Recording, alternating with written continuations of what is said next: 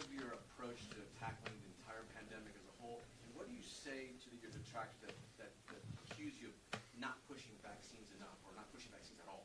Well, yeah, I've done over 50 vaccine events. I mean, you remember, Shane remembers what we were doing when he was, so we did that a lot. We were very successful at distributing the vaccine. And remember, people were attacking me for distributing the vaccine back in the day. So some of the critics, whatever I do, they're going to attack because they're very partisan, and that includes some of the corporate press outlets as well. So we've done that. We were in nursing homes. We were in senior communities. We got the big retail footprint. So since April, anybody who's wanted it has been able to get it free of charge at their local pharmacy. And that was our goal, to get it in every community so that people would be able to do. I would also note we have higher vaccination rate than 30 other states in the United States. We're by far number one in the Southeast in our region. And so the idea that I think we have in Broward, I think it's like 90% of the people over 50. Broward and Dade have some of the highest vaccinations in the entire country. So that's been that. I think, though, when we rolled out the monoclonals, people were attacking the monoclonals. They were trying to act like this was somehow some type of ruse, which was very damaging, because if even one person believed some of the nonsense and decided not to seek treatment, they very well may have ended up getting sick and hospitalized, and maybe even worse as a result of that misinformation. So that was very, very troubling to see people peddling false narratives, particularly some of the corporate media. But I think what people were saying is, you need to be out there promoting the vaccines. But just think about it. You can get a vaccine at any site or any pharmacy. These sites, people couldn't get monoclonals as easy. So we expanded access in a way. If I had set up 25 additional vaccination sites, we already have it pervasive throughout the state. So setting up these sites was really adding value to the overall mission. But it's also the fact, too, that, yes, get vaccinated, but in the midst of a surge, the vaccine doesn't, take effect immediately. It takes 4 to 6 weeks, usually about 6 weeks, to get that protection. So when we're talking about into August, when we were kind of at the height, people needed answers that, okay, if they're infected, what can you do? Also, the vaccine is a preventative. It's not a treatment. So we had people, both vaccinated and unvaccinated, who were testing positive, and the question is, what do? You need a treatment. So it's not an either-or situation. It's really both. But I think the data is pretty clear. If you look at Israel, they're on their third booster shot now, or their third dose. Across their population, one of the highest vaccinated countries in the world, they hit their record number for cases. And so clearly you have to have something on the back end as well. If you're somebody that's high risk in particular, the vaccine will reduce the likelihood that you end up hospitalized or dying. At the same time, you do have high risk people who still need to get a treatment, even if vaccinated. And so I think you can do both. But I think what we focused on monoclonals, we were filling a gap that was as big as the Grand Canyon in terms of, because the federal government was not promoting this at all. The use, even people in Biden's administration acknowledged it was incredibly underutilized. And so here we were in the middle of a surge. People needed help. They needed treatment. This was the most proven response that you could do in terms of the early treatment. We did it, and look, I mean, the results are very positive as a result. Now, we don't know what's going to happen going forward. If you remember last year, we had kind of a slow increase throughout the late fall and into the winter. Didn't peak nearly as high as the northern states did.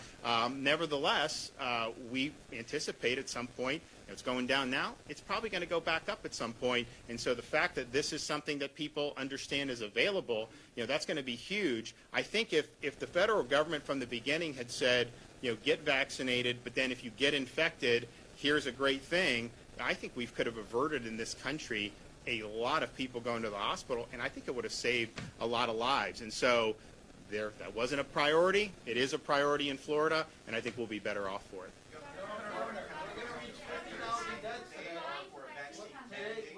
As recently as yesterday, Broward County is on the record as saying that they are considering a vaccine mandate as soon as possibly at the end of the year, if perhaps enough of their employees do not get vaccinated. They're offering a sickness and $500 for employees to get that treatment in 60 days. What are your thoughts on that? They say that they debated it, they Well, I think offering incentives, providing information, encouraging, I think is well within their rights, and I think that would be totally appropriate. What's not appropriate under Florida law is to fire somebody based on this issue. We got to protect people's jobs. We got to protect people's livelihoods. If you look at the cops and the firefighters and some of these folks who are basically being put under the gun now, my view is look, forcing somebody out of a job who's been serving us for how many months and a year and a half during the pandemic, anytime they had to respond, they did. They responded to COVID-positive patients all the time, and now they're being told that they're going to lose their job. That is fundamentally wrong. And I would also point out, particularly with the first responders, many of them have recovered from COVID. I mean, we now know definitively that that's providing strong protection if you've recovered from COVID. So I'm all about education. I'm all about providing, if they want to provide incentives, that's fine. Although, some of the states that did these lotteries, that didn't end up really moving the needle very much. But nevertheless, I think that's within, what would run afoul of our law is to fire somebody over this issue. We do not want to destroy people's livelihoods. We do not want to have their jobs go. That really will upend a lot of families. Yes, sir. Sure. There's good. Today we're going to have 50,000 deaths. In fact, we surpassed them according to the CDC update. How should Florida reflect on that? And what do you think about it? Well, I think it's been a really tough year and a half. If you look at folks, and particularly for this wave, yes, you still had more that skewed older, but you had more people, law enforcement. You had folks affecting families in ways that we're not used to. So I think it's been really, really rough. But I also think that through some of these efforts, I think that we've been able to mitigate that. And I think going forward, if this is an important part of what we're doing, I think we'll be able to mitigate it even further. Yeah. Off topic a bit. For months before the pandemic, you didn't sign any death warrants. Does anyone else have any questions about this, the monoclonal before? What do you mean? For the vaccine passports, $5,000 fine per common. So, well, they'll be announcing that. I mean, hopefully it doesn't come to that, but bottom line is firing somebody will result in those kind of consequences. And so, just look, my concern with this is a number. The Biden mandate is private. Our law affects the government. They didn't get into private in the legislature. I mean, I think all employees should be protected because I think it's wrong to lose the job. But think about how counterproductive this could potentially be. You have a number of nurses, people working in healthcare, who have declined. They were the first ones that had access to it. We came in nursing homes and healthcare staff, and a number of them declined for whatever reason they did. Many of them have recovered from COVID, of course. You're going to now potentially force people out of an industry that's shorthanded. Because if even 10% of those at risk of being terminated decide that they're not going to go through and be forced, you're going to be even more shorthanded. And what's going to happen if you hit a wave in some of these northern states? Like, our hospitals did a really good job of handling the wave that we had in Florida. And I think that our view was empower them to make the decisions. We didn't come in and say, you can't do electives, you can't do that. Some had to stop it, others didn't, and they figured that out. But man, what's that going to do to the workforces if Biden's mandate is allowed to stand? We're obviously going to have a response as soon as they issue the rule. We haven't seen the emergency rule yet, but when they do, we will. But I think it's going to end up being very counterproductive, and I think it's going to ultimately be viewed as very short-sighted. So. Some say the law that you're citing doesn't specifically reference employees. It says, well, what it says is basically if you're a government agency, you can't deny access to that. If you're denying access to somebody to show up for their job, to us, we think that that's something that applies, and the Attorney General has reviewed it, and she believes that as well. But, at a minimum, I think that there's going to be broad support from protecting police, protecting fire, protecting folks from being unfairly terminated, particularly given all that they've done for our communities, everything we've done. And a lot of them, you talk to them, a lot of them have had COVID, okay? So they do have protection. Some of them just don't like being forced or mandated on this. And I think some of them probably would have gotten vaccinated anyways by now.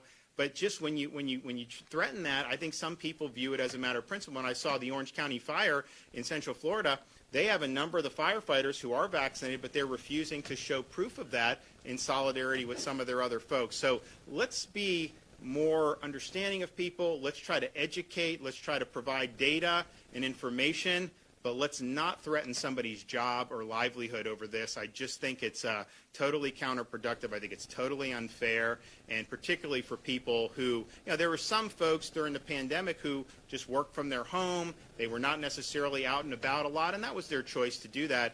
But the police and the fire, they didn't have that luxury. You can't respond to someone in need via Zoom. You got to be out there. You got to be in the fight, and they were for us. That was one of the reasons why we did the $1,000 bonuses in this past legislative session, and part of the reason why on 9/11 we reflected 20 years. Of course, the lives we lost, which has been devastating, but all the people that were running into those buildings trying to save people, that's what it's all about. So let's stand by them. Yes, sir. Everybody else in this room was wearing a mask when they weren't speaking. You chose not to. Why did you choose not to wear a mask today? Oh, I have one in here, and So as soon when as you're standing there, we wore it in here, as soon as I'm going, we'll wear it out. So, okay, well, good. Well, we're going to hit 100,000 treatments very soon, and we're the fight about making sure Florida is not shortchanged on these monoclonals. That's going to be front and center for us. We want to make sure that any Floridian that needs this is able to get it. But we're also mindful of the fact that we're facing a massive, massive cut in monoclonal antibody treatments abruptly. Just after the president said they would have a 50% increase, we're now seeing more than a 50% cut for the state of Florida. So we're going to fight like hell to make sure that our folks get what they need. Okay, we good?